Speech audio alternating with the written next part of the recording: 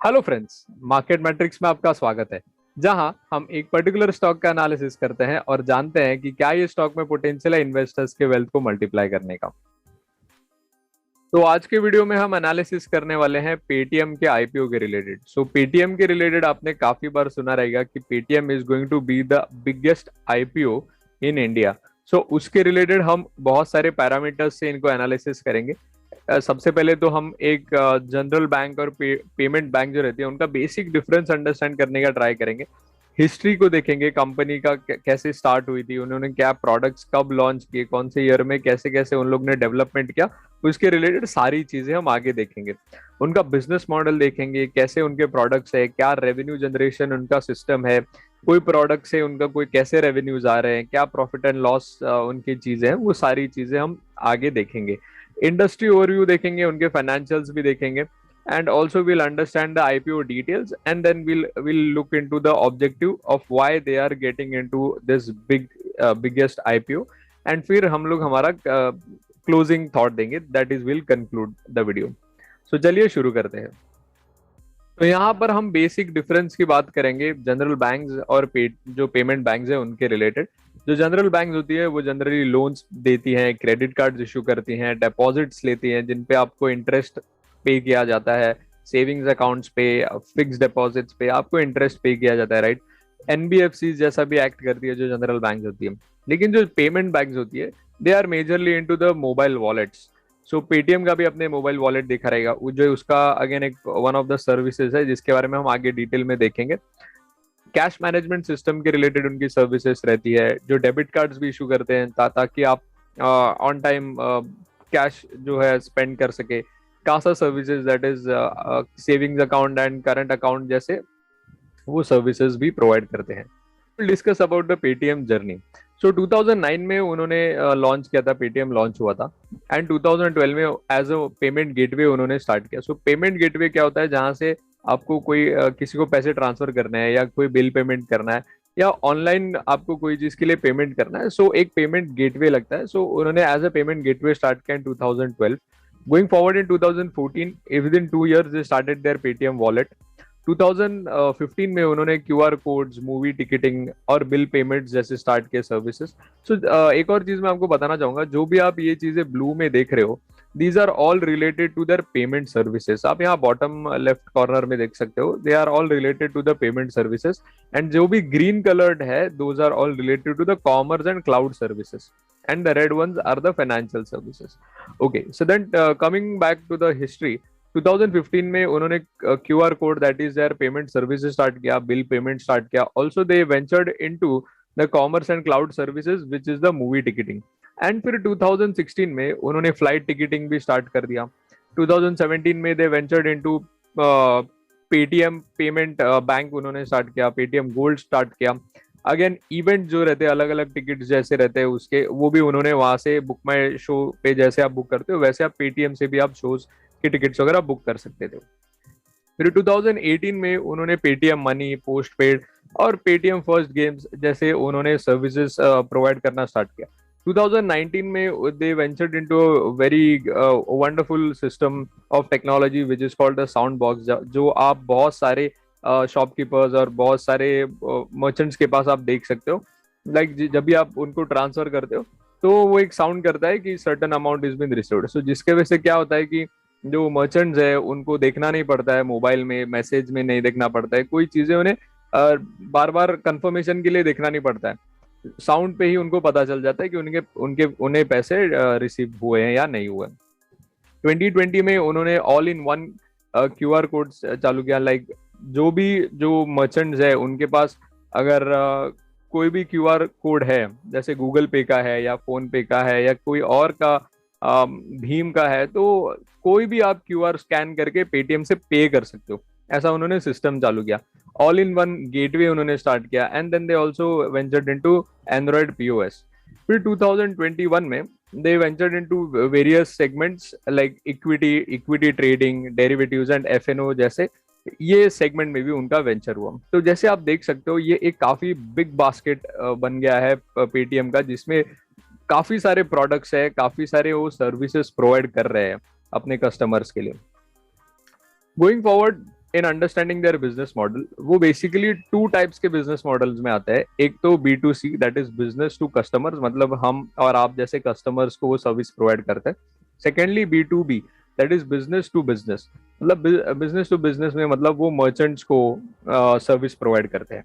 सो B2C में देखेंगे तो सबसे पहले आता है इनका पेटीएम वॉलेट। सो पेटीएम वॉलेट ये इनका की सोर्स ऑफ इनकम है, जहां से इन्हें मेजर रेवेन्यूज जनरेट होता है। सो पेटीएम वॉलेट में क्या होता है कि जैसे आप उनके पेटीएम के वॉलेट में जब आप पैसे स्टोर करते हो, आपको तो उन्हें कोई इंटरेस्ट पे नहीं करना पड़ता, राइट। लेकिन वो पैसे वो बहुत सारे इंस्ट्रूमेंट्स में लगाते हैं, जिससे उन्हें रेवेन्यू जनरेट होता है, जिससे उन्हें रिटर्न्स मिलते हैं। ऐसे वो ये एक की उनका सर्विस बन जाता है कस्टमर्स के लिए, जिससे वो पैसे कमाते हैं। सेकंड इज द रिचार्ज, जैसे आप मोबाइल पे रिचार्ज करते हो, अलग अलग बिल्स पे करते हो, तो इन्हें कमीशंस मिलते हैं। डिजिटल गोल्ड इज अगेन जहां पर आप वर्चुअल गोल्ड परचेज करते हो, this is also related to their commission based business. Will talk about the B2B, that is business to business segment, जहाँ पे उनका सबसे पहले आता है Paytm mall. So Paytm mall में they are trying to sell anything and everything. So this can be related to Amazon या Flipkart जैसे सारी चीजें सेल करता है। They are trying to replicate the same business, and this particular segment is been backed by Alibaba group of companies. Now talking about the payment solutions में जैसे QR scanning हो गया। सो मेजरली दिस जैसे जो merchants है उनके पास QR code वगैरह रहता है। सो जब भी आप उसे स्कैन करते हो तो उन्हें वो पेमेंट चले जाता है, राइट। सो इस तरह से वो पेमेंट सॉल्यूशंस प्रोवाइड करते हैं, जिसके वजह से उन्हें कमीशन मिलता है मर्चेंट से। And they are also into cross selling में उन्होंने, जैसे आप देख सकते हो, इंश्योरेंसेज हो गए या इक्विटी ट्रेडिंग हो गया, अलग अलग पॉलिसीज हो गए। सो ये सारे सेगमेंट में भी वो क्रॉस सेलिंग करते हैं, मतलब दूसरे के प्रोडक्ट्स वो उनके प्लेटफॉर्म पे बेच रहे हैं। सो इस तरह से उनका कंप्लीट जो बिजनेस मॉडल है, इस तरह से फ्रेम होता है। जैसे सर्विसेज आप देखोगे, पेमेंट सर्विसेज में उनके online and offline bill payments हो गए, मनी ट्रांसफर हो गया, पेमेंट पेटीएम पेमेंट बैंक आ जाता है पेमेंट सर्विसेज में। फाइनेंशियल सर्विसेज में इनके लेंडिंग सर्विसेज आती है, जैसे लोन और क्रेडिट कार्ड्स वगैरह। और इन्वेस्टमेंट एंड इंश्योरेंस भी इनका जो है फाइनेंशियल सर्विसेज में आता है। Whereas commerce and cloud services में टिकटिंग सर्विस आती है, online e commerce and mini apps वगैरह आते हैं। So now talking about their financials, अगर ये 2019 के मार्च का फिगर्स है। सो जैसे आप देख सकते हो, रेवेन्यू इन्होंने 3,579 करोड़ का इन्होंने रेवेन्यू पोस्ट किया था, लेकिन यहाँ पर इनको लॉस हुआ था 2019 में, which is approximate equal to 4,200 crore. So काफी ज्यादा, जितना इनका रेवेन्यू जनरेट नहीं हो रहा है उससे ज्यादा इन्होंने यहाँ पे लॉस पोस्ट किया था। यहाँ पे इनका EPS जो था वो -74 था। गोइंग फॉरवर्ड इन मार्च 2020 इनके रेवेन्यूज में थोड़ा सा डिप हुआ है। सिमिलर फैशन में इनके लॉस में भी डिप हुआ है, मतलब लॉस इन्होंने कम किया है क्योंकि इनके रेवेन्यूज ही कम हुए थे, इसलिए इनके लॉसेस कम हुए। वहां पे EPS में भी हम यहाँ पे फॉल देख सकते हैं, विच इज 49 रुपीज का यहाँ पर EPS में भी लॉस है। मार्च 2021 में अगेन इनके रेवेन्यूज में डिप आया, सिमिलर फैशन में इनके लॉस भी इन्होंने कम किए।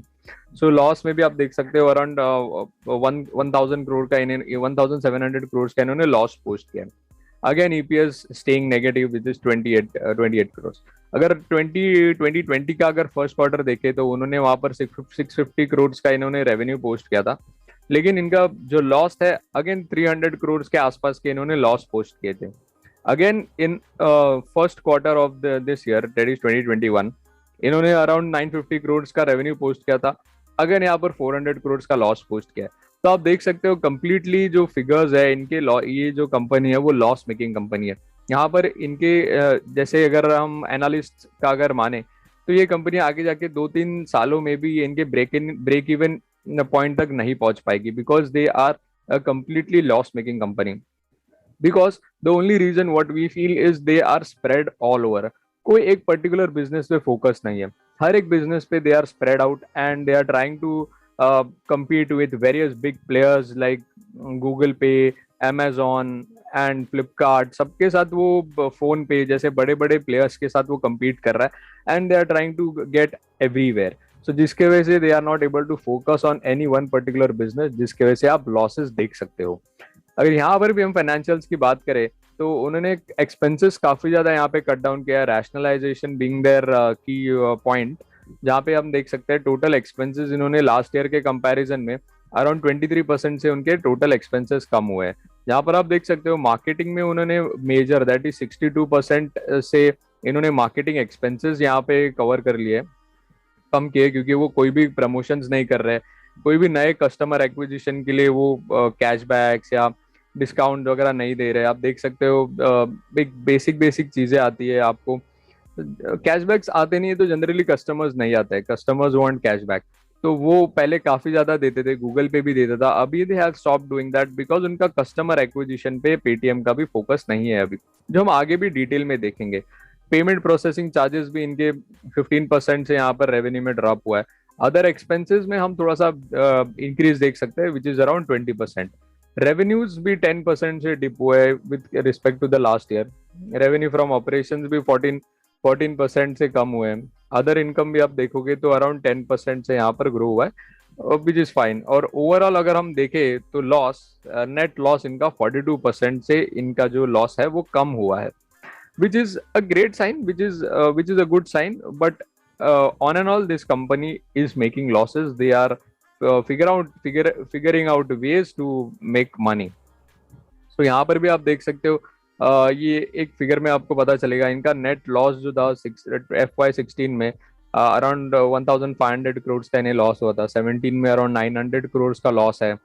जैसे जैसे आप देख सकते हो जो रेवेन्यूज और एक्सपेंडिचर जो है, एक्सपेंडिचर FY19 और FY20 में काफी ज्यादा हो गए। लास्ट 3 इयर्स में इन्होंने कस्टमर एक्विजिशन और मर्चेंट एक्विजिशन पे बहुत ज्यादा फोकस करके ये अलग अलग कैंपेन्स रन करते हैं मार्केटिंग वगैरह में, जिसके वजह से इनके जो एक्सपेंडिचर है वो काफी ज्यादा ग्रो कर रहे हैं। उनके रेवेन्यूज भी उतने जनरेट नहीं हो रहे, लेकिन इनके एक्सपेंसेस है वो बहुत ही ज्यादा स्प्रेड है, जिसके वजह से उन्हें नेट लॉस होता आ रहा है। लाइक FY16 से आप देखोगे so it is consistently a loss making company. So यहाँ पर आप फाइनेंशियल्स में भी आप देखोगे तो payment services to the consumers, मतलब आप और हम जैसे जो कंज्यूमर्स है, बिजनेस टू द कस्टमर्स या business to the consumer, B2C segment में आप देखोगे FY19 में जो रेवेन्यूज थे वो अराउंड 1085 करोड़ के थे, वही FY20 में 1012 करोड़ के हुए। FY21 में 960 करोड़ के हुए। तो आप देख सकते हो जो पेमेंट टू कंज्यूमर्स है वहां पर हम स्लाइट यहाँ पर कम देख सकते हैं, क्योंकि कंज्यूमर से उन्हें ज्यादा रेवेन्यू जनरेट नहीं हो रही है। लेकिन ऑन द कॉन्ट्ररी आप देखोगे पेमेंट्स टू मर्चेंट्स, मतलब जो B2B का सेगमेंट है वो FY20 में 480 करोड़ का था, फिर बाद में 760 करोड़ का हुआ, फिर बाद में अभी अप्रोक्स इक्वल टू 1000 करोड़ का है। तो आप देख सकते हो यहाँ पर इंक्रीजिंग फैशन में है। सो क्वार्टर ऑन क्वार्टर भी आप देखोगे तो वहाँ पे 35% का इंक्रीज हुआ है इनके बिजनेस टू मर्चेंट सेगमेंट में। सो मतलब हमें यहाँ पे क्लियरली पता चल रहा है like they are shifting from business to consumers to the business to business, that is B2B में उनका ज्यादा फोकस है, क्योंकि वहां से towards their merchant they are trying to focus more, और कंज्यूमर्स पे वो कम फोकस हो गया है, जिसके वजह से कैशबैक डिस्काउंट वगैरह कम होते हुए हम उनके ऐप पे भी काफी अच्छे से विजिबली हम देख सकते हैं। जो क्लाउड सर्विसेज है अगेन वहां से रेवेन्यूज काफी ज्यादा अच्छे आ रहे हैं। 345 करोड़ के थे, फिर 400 करोड़ के हो गए, फिर FY21 में 450 करोड़ के हो गए। सो जो क्लाउड सर्विसेज जैसे टिकटिंग वगैरह है वो भी इवेंचुअली धीरे धीरे ग्रो कर रहा है। सो यहाँ पर आप देख सकते हो वो पेमेंट सर्विसेज में है, जहाँ पे FY19 में उन्होंने लॉस पोस्ट किया था। क्लाउड में उनका 14 करोड़ का प्रॉफिट है, लेकिन कॉमर्स और अदर्स में अगेन जो भी उनके बिजनेस सेगमेंट है they are completely into loss making businesses. So अगर ओवरव्यू ले हम पेटीएम का, तो हम देख सकते हैं उनका 28 billion revenues from operation generate हो रहा है। ग्रॉस GMV जो मर्चेंट वैल्यू है, मर्चेंडाइज वैल्यू है, वो 4 ट्रिलियन का है। ट्रांजैक्शंस अराउंड 7.4 बिलियन के ट्रांजैक्शंस हो रहे हैं। इनके पास टोटल यूजर्स 333 मिलियन यूजर्स है, अराउंड 33 करोड़ यूजर्स है इनके पास। मर्चेंट्स है 21 मिलियन की मर्चेंट्स इनके पास है। टोटल पेमेंट डिवाइसेस जो है वो अराउंड 8 लाख इनके पेमेंट डिवाइसेस है। अगर कॉमर्स के रिलेटेड हम इनका ग्रॉस मर्चेंडाइज वैल्यू देखेंगे तो अराउंड 142 बिलियन का है यहाँ पर। टोटल पेमेंट बैंक अकाउंट्स इनके पास 64 मिलियन के हैं। डिपॉजिट 52 बिलियन के इनके पास डिपॉजिट्स हैं। और total asset under management that is AUM देखेंगे तो 52 बिलियन का इनके पास एयूएम है। सो काफी ज्यादा बिग ब्रांड है, काफी ज्यादा इनके पास कस्टमर्स है, काफी ज्यादा इनका जो वैल्यू प्रोपोजिशन है वो काफी बड़ा है। लेकिन एज एज वी डिस्कस कि उनका एक पर्टिकुलर चीज पे उनका फोकस ना होने की वजह से इन्होंने गैदर तो इंग्रेडिएंट्स तो काफी काफी ज्यादा गैदर कर लिए, बट ओनली पार्ट जो कुकिंग है दैट इज स्टिल रिमेनिंग, ताकि वो अच्छे से वो उसे कुक करके जब वो परोसेंगे, जब वो सेल करेंगे तो प्रोबब्ली उनको रेवेन्यू जनरेट होना स्टार्ट हो जाए। तो जिसके वजह से हमें लगता है कि अराउंड 3 to 4 years का एक स्पैन लग सकता है। तो अगर हम इंडस्ट्री ओवरव्यू की बात करें, सो एक्सेस टू इंटरनेट मतलब total population with access to internet within span of 5 years 21 से 26 तक 8% के सीएजीआर से ग्रो होने वाला है। स्मार्टफोन यूजर्स है वो 10% के सीएजीआर से ग्रो होंगे with in span of 5 years। जो एक्टिव इंटरनेट यूजर्स है using social media and Google वो 16% के सीएजीआर से आगे जाके with in span of 5 years grow होने वाले हैं। So now talking about the mobile payment by value, वो within a span of 5 years 5x होने वाला है।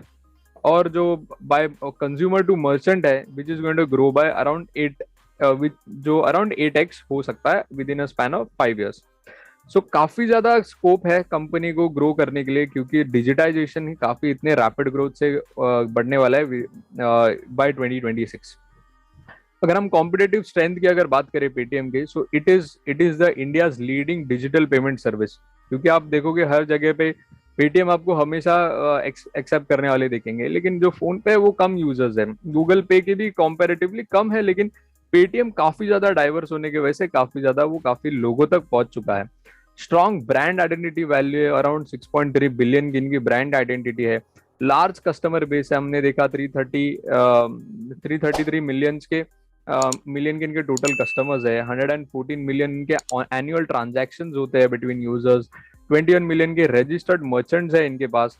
And again this is a super app spread out across every segment. So इनके competitive strength काफी ज्यादा है, और कोई भी पेयर ऐसा नहीं है जो इतने ज्यादा सर्विसेज प्रोवाइड कर रहा है। हम देख सकते हैं अमेजोन भी इज वेंचरिंग इनटू दिस, लेकिन पेटीएम काफी ज्यादा लोकल ब्रांड बन चुका है। अगर हम आईपीओ की डिटेल्स की बात करें तो इनका आईपीओ जो है वो 8 नवंबर को स्टार्ट होने वाला है, and the closing date is 10th of November, and with the face value of 1 rupee पर इक्विटी शेयर। और आईपीओ जो प्राइस बैंड पे रिलीज होगा which is around 2080 rupees to 2150 per equity share. Market lot एक lot होगा वो 6 shares का होगा, एंड जिसके लिए टोटल आपको 12,900 रुपीज स्पेंड करने पड़ेंगे for to buy 1 lot. And जो मैक्सिमम लॉट आप बाय कर सकते हो that is 90 shares. Maximum lot is 15 and जहां पर आपको 90 शेयर्स अलॉट होंगे, एंड प्राइस जो आपको लगेगी वो 1,93,500 की होगी। एनएससी और बीएससी पे लिस्ट होने वाला है, और इशू साइज जो है ये काफी बड़ा है विच इज 18,300 करोड़ का इनका इशू साइज है, जिसमें से फ्रेश इशू 8,300 करोड़ का इनका फ्रेश इशू है, एंड ऑफर फॉर सेल है विच इज अराउंड 10,000 करोड़ का। अगर हम अलॉटमेंट देखें तो 15 नवंबर तक सबको अलॉटमेंट हो जाएगी। जिसको भी अलॉट नहीं हुआ है उसे उनका जो रिफंड है वो 16 नवंबर को रिफंड मिल जाएगा, एंड उनके डीमैट में जो शेयर्स है वो अराउंड 17 नवंबर तक आ जाएंगे, एंड आईपीओ जो लिस्ट हो जाएगा वो 18 नवंबर तक आप ट्रेड कर सकते हो उसमें। So now talking about their objective of raising so much funds is that they going to focus on growing and strengthening Paytm ecosystem। जो भी हमने देखा इनके जो प्रोडक्ट लाइंस है उनको ग्रो करने के लिए they are issuing IPO through acquisitions and retention of consumers and merchants by providing them with greater access to technology and financial services। तो ये particular segment में for acquisitions and retention of customers वो around 4,300 crore यहाँ पर invest करने वाले हैं, and around 2,000 crore जो है they are going to invest in new business initiatives, acquisition and strategic partnerships, and बाकी जो है वो जनरल कॉर्पोरेट पर्पस के लिए यूज होने वाला है। So they are basically visioning of becoming a small finance bank from a payment जो बैंक है वहां से वो ट्रांजिशन करने वाले हैं towards the small finance bank, and they have also applied for insurance as well as NBFC licence के लिए भी उन्होंने अप्लाई कर दिया। So which is a great sign. So finally अगर हम कंक्लूड करें, so Paytm is one of the trusted bank brand with high customer base. उनका कस्टमर बेस बहुत ही ज्यादा है और डिजिटाइजेशन भी इतने रैपिड से ग्रो होने वाला है इन द कमिंग 5 years, जिसके वजह से यहाँ पर भी हम काफी ज्यादा वैल्यू प्रोपोजिशन देख सकते हैं, रेवेन्यू विजिबिलिटी यहाँ से भी हम देख सकते हैं.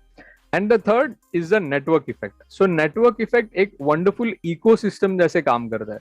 फॉर एग्जाम्पल, आप व्हाट्सएप यूज करते हो क्योंकि आपके friends and family members WhatsApp use करते हैं. आपके फ्रेंड्स एंड फैमिली मेंबर्स जब तक कोई और प्लेटफॉर्म पे स्विच नहीं होंगे, आप भी व्हाट्सएप छोड़ के कोई और प्लेटफॉर्म पे नहीं जाओगे.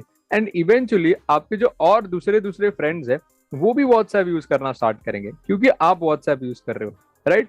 सो यहाँ पर क्या होता है कि जो शॉपकीपर्स है, जो मर्चेंट्स है, उनके पास पेटीएम सर्विस इसीलिए है क्योंकि जो कस्टमर्स है लाइक हम और आप जो है वो पेटीएम ज्यादा यूज कर रहे हैं. और हम पेटीएम ज्यादा क्यों यूज कर रहे हैं? क्योंकि शॉपकीपर्स एंड अलग अलग मर्चेंट्स के पास पेटीएम ही ज्यादा अवेलेबल होता है, right. So over a period of time क्या होता है कि जो इकोसिस्टम है वो बड़ा बड़ा बड़ा बनते जाता है. एंड इसके वजह से जो इवेंचुअली जो प्लेटफॉर्म जिसका है वो काफी ज्यादा बेनिफिट करता है इन चीजों के वजह से. So this is the network effect जो हम देख सकते हैं कि आगे जाके पेटीएम में काफी अच्छे से प्ले कर सकता है. And next is the lack of focus. जो हमने देखा था कि they are trying to fight too many wars. So हमने देखा था कि वो काफी ज्यादा पेड सर्विसेज में है, जैसे फाइनेंशियल सर्विसेज में है, क्लाउड सर्विसेज में है, and multiple they are also into Paytm mall. So बहुत सारे ब्रांचेस है जिसके वजह से एक पर्टिकुलर चीज पे फोकस करना डिफिकल्ट होता है. जनरली हम मल्टीपल सोर्सेस ऑफ बिजनेस तब भी स्टार्ट करते हैं जब हमारा एक पर्टिकुलर जो स्टार्टिंग पॉइंट है वो प्रॉफिटेबल हो. लेकिन यहाँ पर क्या हो गया कि उनका एक भी बिजनेस प्रॉफिटेबल नहीं है and they are trying to spread all over. Second, जो इनके जो सीनियर एग्जीक्यूटिव्स है वो भी हमने रिसेंटली देखा था कि वो भी कंपनी छोड़ के जा रहे हैं. So again this is a red flag for us.